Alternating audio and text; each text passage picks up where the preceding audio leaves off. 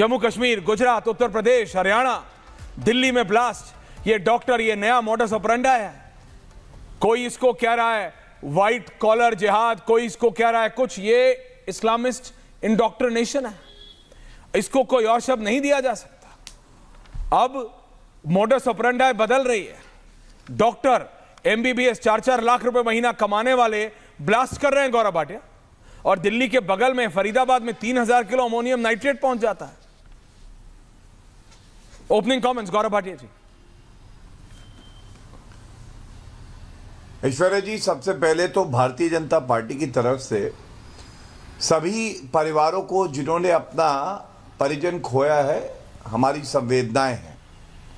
और प्रधानमंत्री जी ने आज एक बहुत ही सख्त, मजबूत और स्पष्ट संदेश दिया है, और संदेश आतंकियों के लिए भी है और आतंकियों के आकाओं के लिए भी है। और संदेश ये है कि कहीं भी छुप जाओ, हम ढूंढ निकालेंगे और 72 हूरों के पास इन सब को भेजेंगे। दूसरी बड़ी बात है, हमारी प्राथमिकता क्या होनी चाहिए। हमने देखा गृह मंत्री अमित शाह जी स्वयं घटनास्थल पे गए और बैठक भी हो रही है उच्च अधिकारियों के साथ, और हम ये स्पष्ट कर दें कि कोई बख्शा नहीं जाएगा। एनआईए जांच कर रही है और यूएपीए और तमाम और गंभीर जो धाराएं हैं वो लगाई गई हैं, मुकदमा अब चल रहा है। देश को एकजुट होना चाहिए और एक मजबूत संदेश सभी आतंकियों को देना चाहिए कि आज भारत एकजुट है, चाहे वो किसी भी धर्म का नागरिक हो, चाहे वो किसी भी जात का नागरिक हो, चाहे वो विपक्ष हो, चाहे सत्तारूढ़ पार्टी हो। और दुख की बात क्या है, ओछी घटिया राजनीति शुरू भी हो चुकी है। किस तरह से विपक्षी पार्टियों ने ऐसे बयान दिए हैं जिन्हें मैं गैर जिम्मेदार कहता हूं। मुझे ये बात जरूर कहनी है, देखिए, जो लोग ये कहते थे, जैसे राहुल गांधी ने कहा था आईसिस क्यों हुआ, आईसिस इसलिए हुआ कि युवा बेरोजगार हो गए, और भारत में भी वो इस तरह के अनर्गल बयान देते थे। अब डॉक्टर, जो बात आप उठा रहे हैं और बड़ी स्पष्टता से उठा रहे हैं, ये जो डॉक्टर हैं इन्होंने तो कसम ली थी कि जान बचाएंगे नागरिकों की। अब जिनको रक्षा करनी थी, जिनको जान बचानी थी, वही जान ले रहे हैं।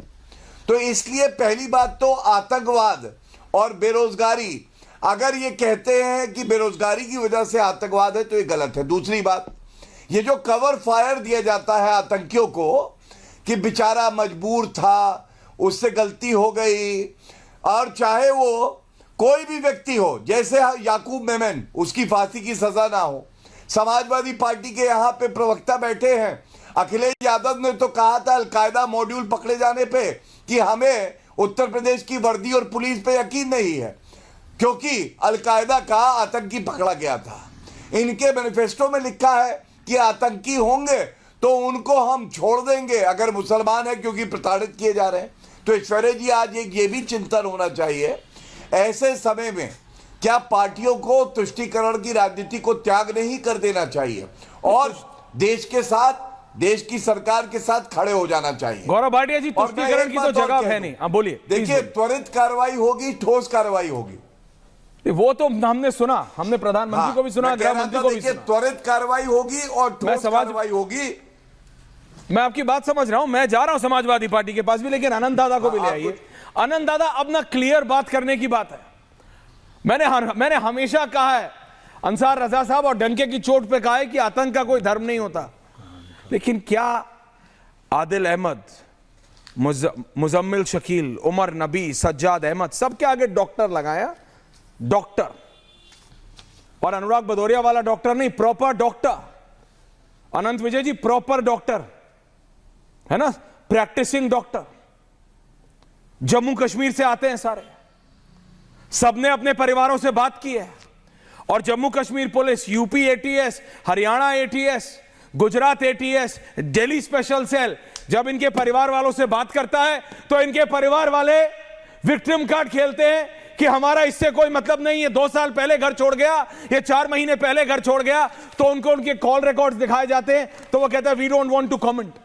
ये इन मीर जाफरों को कब तक बर्दाश्त करेगा Bharat? Anant Vijay ji, it's high time now. Aishwarya ji, देखिए, आप जो परिवार की बात कह रहे हैं वो बहुत योजनाबद्ध तरीके से महिलाओं को पहले आगे करने की रणनीति पर ये संगठन काम करते हैं। जो भी टेररिस्ट पकड़े जाते हैं, अगर आप एक पैटर्न देखेंगे तो हर समय उस परिवार की महिला या उस परिवार की कोई बुजुर्ग सामने आते हैं और कहते हैं कि ये आतंकी है और इसका हमारा कोई कनेक्शन नहीं था। लेकिन आज सर्विलांस का जमाना, इलेक्ट्रॉनिक सर्विलांस के जमाने में वो इस तरह का झूठ बोलकर बच नहीं सकते हैं। ये इस केस में भी शामिल हुआ, पिछले सारे केस में शामिल हुआ, ये स्थापित हुआ है। तो मुझे लगता है कि ये सही समय है कि अब अपने परिवार वालों को भी ये पूछना होगा कि बेटे तुम कहां। मुल्क फिल्म का, आप फिल्मों की बात कर रहे थे, मुझे मिशन कश्मीर और फना याद आ रहे थे, जिसमें ऋतिक रोशन और आमिर खान दोनों के उसको यही बताया गया था कि ये बेचारे थे इसीलिए बंदूक उठा लिया, इन पे बहुत जुल्म हुआ इसलिए बंदूक उठा ली। इन पे डॉक्टरों पे कौन सा जुल्म हो गया भाई साहब, ये बताइए। ये इन डॉक्टरों को, जो इतने बड़ी यूनिवर्सिटी में, मेडिकल कॉलेज में, शाहीन जो महिला है वो कानपुर मेडिकल कॉलेज में काम करती थी, वो उसकी जैस की महिला विंग की अध्यक्ष हैं, मतलब चीफ हैं। तो मुझे ये लगता है कि इन सब को जो एक कवर देकर, जो इमोशनल कवर दिया जाता है कि हाय बेचारी महिला, और ये जो पूरा वारदात हुआ है, और ये वारदात बहुत किस्मत वाले थे और एजेंसियों को दाद देनी पड़ेगी कि उन्होंने कम से कम बड़ी वारदात को रोक लिया है। मुझे तो ये लगता है, क्योंकि ये 27 अक्टूबर से ऑपरेशन चल रहा है ऐश्वर्या जी, जब पहली बार आदिल मुजफ्फरनगर से पकड़ा गया। मुझे लगता है कि उस समय से जम्मू कश्मीर पुलिस का ये ऑपरेशन था, जिसमें कि उन्होंने उत्तर प्रदेश पुलिस को और हरियाणा पुलिस का, तो कल आपने हाल देखा ही किस प्रकार से अफरा तफरी में उन्होंने प्रेस कॉन्फ्रेंस किया। और सबसे बड़ी बात यह है कि 3000 किलो का एक विस्फोटक कहीं जमा है किसी मस्जिद में, किसी मदरसे में, और आपको हवा तक नहीं लग रही है। आपका लोकल इंटेलिजेंस यूनिट क्या कर रहा है, मुझे समझ नहीं आता। अभी गौरव भाटिया जी ठीक कह रहे थे कि दोषियों को बख्शा नहीं जाएगा, लेकिन इनको पता क्यों नहीं चलता, और इसको टाइट करने की आवश्यकता है। अगर वहां से ये भाग कर चला है और फरीदाबाद से दिल्ली आता है, लाल किले की पार्किंग में रखता है, इतने सीसीटीवी का क्या फायदा, इतने टोल का क्या फायदा, इतने नाकों का क्या फायदा, इतने पुलिस वालों की गश्त का क्या फायदा। और हरियाणा और दिल्ली पुलिस के संसाधन में बहुत अंतर है। दिल्ली पुलिस तो G20 के बाद बहुत हाईटेक हो गई है। उनको अगर ये नहीं समझ में आता है, 3 घंटे से नहीं, आनंद दादा, मेरे को एक इतना बड़ा ये सवाल था, अंसार जी आपको उस पर कमेंट करना मैं आ रहा हूं, लेकिन 3000 kilo ammonium nitrate, Haryana police RDX में था कि मीडिया ने RDX बोल दिया, क्लियर करो। अमोनियम नाइट्रेट तो पकड़ा था। फरीदाबाद से दिल्ली आने के मोटे मोटे 5 रास्ते हैं। उन 5 रास्तों में क्या कोई चेक पॉइंट था? क्या दिल्ली के, सेंट्रल दिल्ली के एरिया में कोई चेक पॉइंट्स थे? क्या पुरानी दिल्ली जो सेंसिटिव जोन? और जब रात को मैं पहुंचा वहां पे आनंद दादा, चांदनी चौक के बिल्कुल जो मेन अब तो वहां पे जंगले लग गए हैं, तो गाड़ियां तो जा नहीं सकती, लेकिन उसके ठीक बाहर जो जैन मंदिर है, उसके बिल्कुल ठीक बाहर वहां पे गाड़ी का चिथड़ा उड़ा पड़ा है। और मोडस ऑपरेंडी नया है, स्लो चलती गाड़ी में, सेंसिटिव एरिया में, रेड लाइट, और कोई डर नहीं था। इन डॉक्टरों में कोई डर नहीं था। कैमरे का जाल है 200 मीटर के रास्ते में, 400 ऑफिशियली 400 कैमरे हैं, जिसके अंदर 180 PTZ कैमरा है जो ऑडियो भी उठाता है। उसके सामने करा इन्होंने। अंसार रजा जी, आतंकवाद का धर्म नहीं होता, लेकिन इन सारे आतंकियों का आपको पता है एक ही धर्म है। आदिल पुलवामा, मुजम्मिल अनंतनाग, उमर पुलवामा, सज्जाद पुलवामा, और सारे डॉक्टर थे। कोई प्रताड़ित नहीं था अंसार रजा जी, कोई प्रताड़ित नहीं था। और अब उनके परिवार वालों से अगर सरकार या एजेंसी अच्छे से पूछताछ करेगी, क्योंकि प्रूफ है, सबसे बात हुआ है, तो आप झंडा बरदार मत बनिएगा, आप झंडा लेके मत लहराइएगा कि उनके परिवार वालों को तंग किया जा रहा है, पूछा जा रहा है। It's high time now, it's high time now Ansar Raza ji. Aishwarya ji, मैं आपकी एक एक बात का जवाब दूंगा, लेकिन अनंत विजय साहब ने आज एक बहुत गंदी बात कही है। क्या? मुझे उनसे ये उम्मीद नहीं थी। वो एक जर्नलिस्ट हैं, मैं उनका बड़ा एहतराम करता हूं। उन्होंने कहा है कि हरियाणा के किस मदरसे में, किस मस्जिद में 300 किलो RTX मिला है।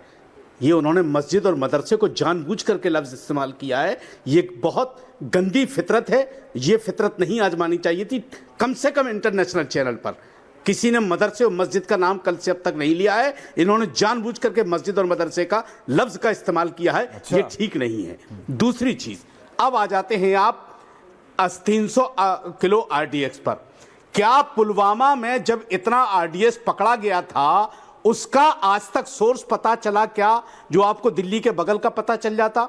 तीसरी बात, आप बार बार कह रहे हैं उनके घर वाले, ये उनके घर वालों को सबको पता है कि पैसे ये भेजते हैं वहां, ये पैसे भेजते हैं। घर वाले तो झूठ बोल रहे हैं कि हमारे बेटे से कोई कनेक्शन नहीं है। इनके जो आलीशान घर दिखा रहे हैं टीवी वाले, ये उन्हीं पैसों की कमाई से बनते हैं। कैसे हमारी एजेंसी को पता नहीं चल रहा कि ये पैसे वहां जा रहे हैं? देखिए, जिनके साथ जो हादसा हुआ है हम उनके गम में शरीक हैं, लेकिन ये बहुत खतरनाक खेल खेला जा रहा है इस मुल्क के साथ। जो लोग भी खेल रहे हैं, ये खेल ठीक नहीं है। हमारे भारत जैसे पवित्र मुल्क को ये कुछ डॉक्टर हों या जो भी दाढ़ी टोपी वाले हों, अगर ये लोग बर्बाद करना चाह रहे हैं तो सबसे पहले जिम्मेदारी बनती है हमारी देश की सरकार की कि पुलवामा के अटैक के टाइम पर जब 40 लोग हमारे शहीद हुए थे, उनकी जांच आज तक नहीं हो पाई। आप दिल्ली के बगल में 300 किलो आरडीएक्स जमा कैसे हो गया, जहां बीजेपी की सरकार, दिल्ली में बीजेपी की सरकार, सेंट्रल सरकार बीजेपी की, और कमाल कर रहे हैं आप।